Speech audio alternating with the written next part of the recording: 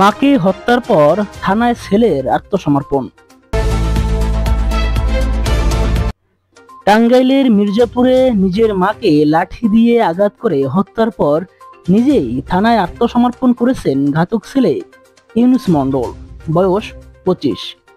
শুক্রবার 25 জুলাই সন্ধ্যায় উপজেলার আনাইতারা ইউনিয়নের মশাজান গ্রামে এই ঘটনা ঘটে।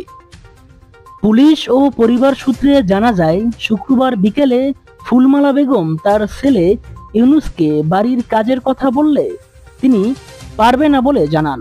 এরপর কথা কাটাকাটির জেরে তার মাকে লাঠি দিয়ে মাথায় কয়েকটি আঘাত করে মাথার মগজ বেরিয়ে যায়। ঘটনাস্থলেই তার মৃত্যু হয়। সন্ধ্যায় পাশের বাড়ির কয়েকজন এসে দেখে নিহতের মরদেহ মাটিতে পড়ে আছে।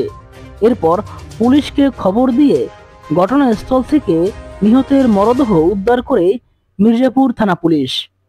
নিহতের মেয়ে সেলিনা বেগম বাদী হয়ে মির্জাপুর থানায় হত্যা মামলা দায়ের করেন। শনিবার ভোরে থানায় গিয়ে ঘাতক ইউনুস মণ্ডল নিজেই পুলিশের কাছে আত্মসমর্পণ করেন। মির্জাপুর থানার ওসি মোহাম্মদ রাশিদুল ইসলাম জানান, নিহতের মরদেহ উদ্ধার করে ময়না তদন্তের জন্য মর্গে পাঠানো হয়েছে। ঘাতক ইউনুসকে আদালতের মাধ্যমে টাঙ্গাইল জেল হাজতে প্রেরণ করা হবে।